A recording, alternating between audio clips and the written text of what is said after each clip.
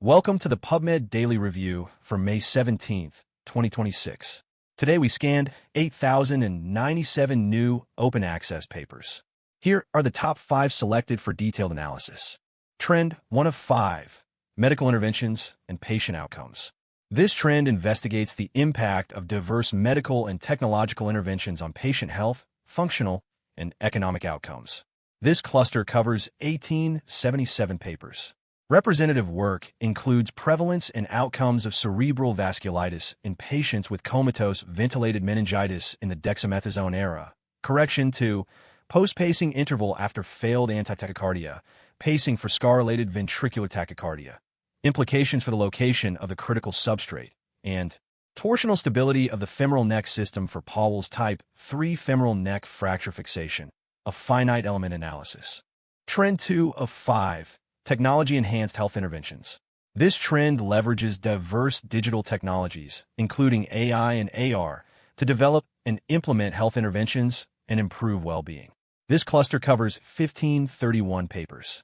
Representative work includes an International Physical Exercise Screening Questionnaire, IPESC, vaccination-related applications, and healthcare professionals observe changes in human papillomavirus vaccine hesitancy. Cross-sectional survey and determinants of willingness to receive health information from neighborhood food and beauty establishments. Cross-sectional study. Trend 3 of 5, biology, environment, and disease treatment. This trend unifies studies on biological mechanisms, environmental impacts, and therapeutic interventions for health and disease. This cluster covers 2,529 papers.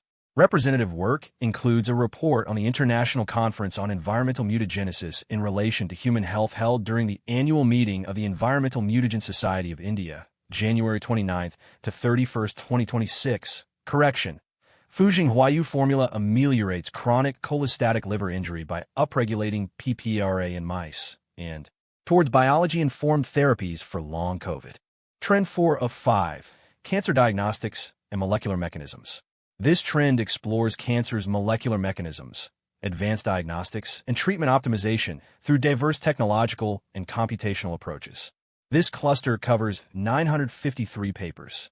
Representative work includes retraction note, yes-associated protein, YP, binds to HIF, 1-alpha and sustains HIF, 1-alpha protein stability to promote hepatocellular carcinoma cell glycolysis under hypoxic stress. Application of artificial intelligence based on contrast-enhanced CT imaging for predicting peritoneal metastasis in patients with T3/T 4-stage gastric cancer, and evaluation of an acrylic acid hydrogel dosimeter for 3D dose verification in radiotherapy using MRI. Trend 5 of 5, cognitive function and mental health. This trend examines the mechanisms, assessment, and interventions for cognitive function and mental health across diverse populations. This cluster covers 1,207 papers. Representative work includes effectiveness of multisensory stimulation on cognitive function in older adults with mild cognitive impairment. Protocol for a systematic review, visual evoke potentials to a diamond pattern can predict accommodation power more accurately than those to a checkerboard pattern, and subregional activity in the dentate gyrus is amplified during elevated cognitive demands. Up next, our first paper out of 5. Emerging resistance to novel β-lactam β-lactamase inhibitor combinations in Klebsiella pneumoniae bearing KPC variants by Mays Hamza and Maria Soledad Ramirez from A Center for Applied Biotechnology Studies, Department of Biological Science, College of Natural Sciences and Mathematics, California State University Fullerton, California, USA. Let's break down its key contributions. Klebsiella pneumoniae carbapenemase, or KPC, is a significant global threat, causing resistance to many antibiotics. While ceftazidime-avibactam, or CZA, has been a key treatment, new KPC variants are now emerging that are resistant to CZA. This raises a critical question. Do these CZA-resistant strains also show collateral resistance to other new antibiotics like cefiderocol and cefepime/cidobactam? Understanding this is vital for effective patient care. To address this, researchers analyzed 15 distinct clinical KPC-producing Klebsiella isolates. They used antimicrobial susceptibility testing to determine the minimum inhibitory concentrations for various antibiotics, including CZA, FDC, and FPZ.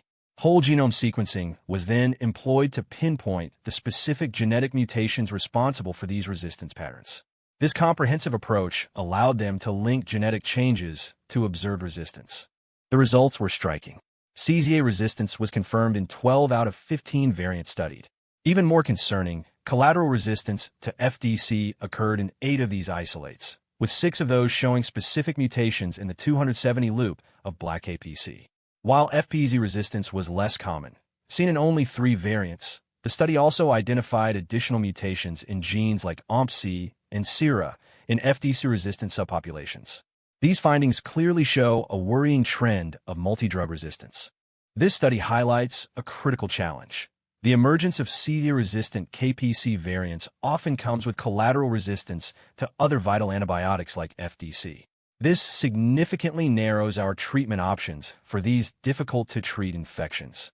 While FPZ showed less frequent resistance, suggesting it might still be effective in some cases, the overall picture is concerning. These findings underscore the urgent need to understand these evolving resistance mechanisms to inform clinical decisions and develop new strategies to combat these superbugs. Up next, our second paper out of 5. Robotic perturbation proteomics and AI agents enable scalable drug mechanism discovery by Yuming Jiang and Jesse G. Meyer. Let's break down its key contributions.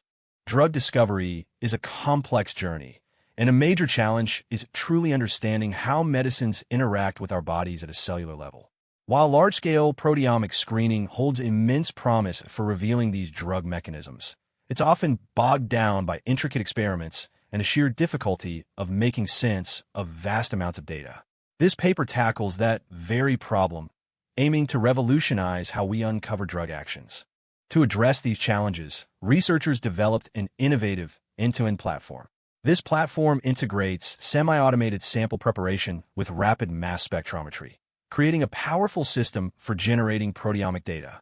Crucially, it employs AI agents for data analysis, which are designed to interpret complex proteomic measurements.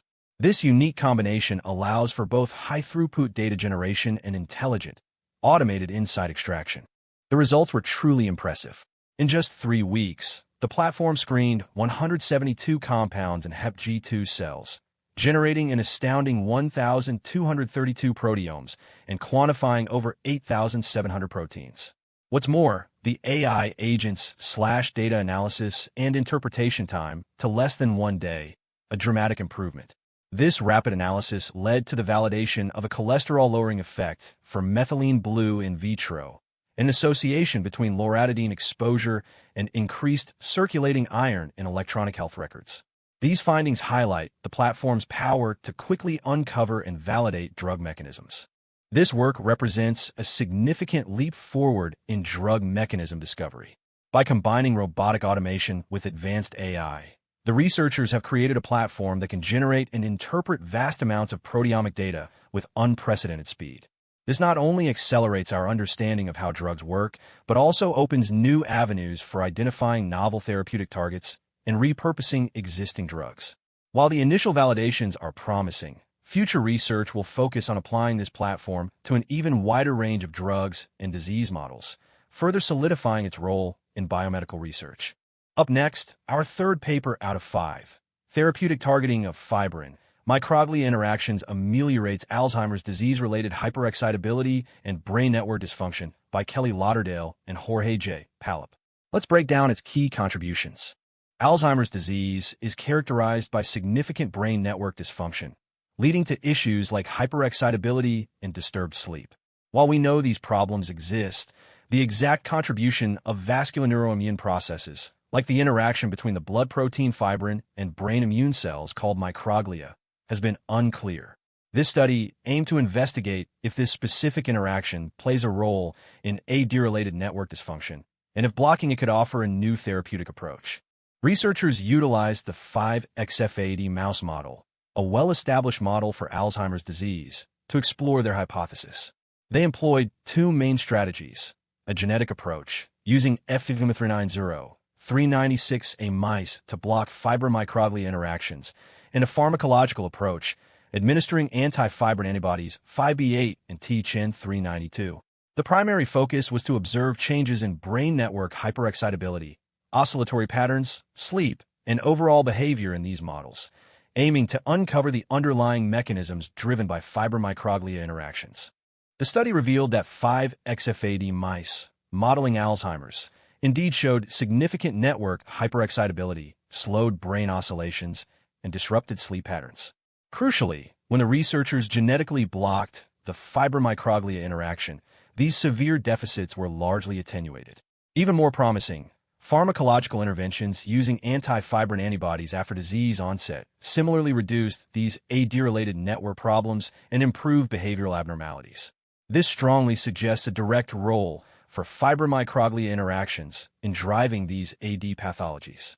This research highlights that the interaction between fibrin and microglia is not just a bystander, but a key player in the brain network dysfunction seen in Alzheimer's disease. The exciting news is that targeting this interaction, even after the disease has progressed, shows significant therapeutic potential. With a humanized antibody, THN-391, already undergoing clinical evaluation, these findings provide a strong rationale for its continued development as a novel treatment for Alzheimer's disease. Up next, our fourth paper out of 5, Emergence of vaccine-derived poliovirus strains from the novel oral polio vaccine in the Central African Republic by Joel W. Dote and Mail Basad from Institut Pasteur de Bangui, Laboratoire de Virus Enteriques / Rougeole, Bangui, Central African Republic. Let's break down its key contributions. Poliomyelitis remains a global health threat, especially in vulnerable regions like the Central African Republic. Historically, the live-attenuated oral polio vaccine, while effective, sometimes led to the emergence of vaccine-derived polioviruses, causing new outbreaks. To address this, a novel oral polio vaccine, NOPV2, was developed with enhanced genetic stability. This study investigates how NOPV2 performs in a real-world setting, specifically looking at whether it truly prevents the emergence of these problematic vaccine-derived strains. Researchers conducted routine poliovirus surveillance in the Central African Republic from late 2021 to late 2023. They collected stool samples from patients and contacts, as well as wastewater, to identify circulating poliovirus strains. Using advanced genetic techniques like Sanger and whole genome sequencing, they meticulously characterized these isolates. The goal was to understand the genetic evolution of both historical and novel vaccine-derived polioviruses, particularly focusing on how NOPV2's engineered stability held up against real-world viral dynamics. The surveillance identified 54 vaccine-derived poliovirus type 2 isolates, originating from 8 distinct emergence events. Crucially, 4 of these emergences were derived from the novel NOPV2. While NOPV2 showed stability against genetic drift in its primary attenuation site, a significant finding was that some NOPV2 derivatives had lost their attenuation through recombination with other enteroviruses. This included the detection of double recombinant NOPV2-derived isolates, which had completely lost their attenuation determinants, marking the first reported instances of such reversion from NOPV2. This study provides crucial insights into the real-world performance of NOPV2. While it confirms the vaccine's improved genetic stability against direct reversion, it also reveals a significant challenge. Recombination with other enteroviruses can still lead to the emergence of dangerous vaccine-derived polioviruses. This means that achieving polio eradication requires not just monitoring poliovirus, but also a broader surveillance of related enteroviruses, particularly in high-transmission areas. Future vaccination strategies may need to consider these recombination risks to ensure lasting success in polio eradication. Up next, our 5th paper out of 5, highly pathogenic avian influenza H5N1, virus RNA in bovine semen, California, USA, 2024 by Alam Lim and Diego G. Deal. Let's break down its key contributions. Highly pathogenic avian influenza, or HBI H5N1, has been a significant concern since March 2024, infecting dairy cattle across the United States. This raises critical questions about how the virus might spread, especially through novel routes. One major concern is the potential for silent transmission through bovine semen, which could have widespread implications for herd health and biosecurity.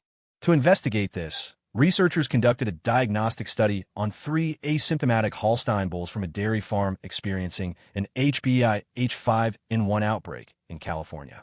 They used a comprehensive set of techniques, including RT-PCR, virus isolation, sequencing, and ELISA, on various samples like semen, nasal swabs, and serum. The primary goal was to detect any evidence of H5N1 in these samples, particularly semen, to understand potential transmission pathways. The key finding was the detection of H5N1 RNA in the semen of 1 out of the 3 bulls studied. This was a significant discovery.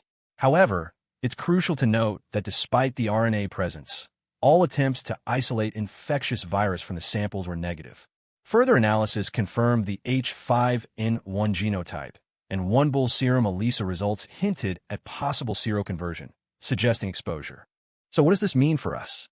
The presence of H5N1 RNA in bovine semen is a critical finding, suggesting a potential route for silent viral spread within herds and through artificial insemination. However, the inability to isolate infectious virus means the actual transmission risk through semen is still uncertain.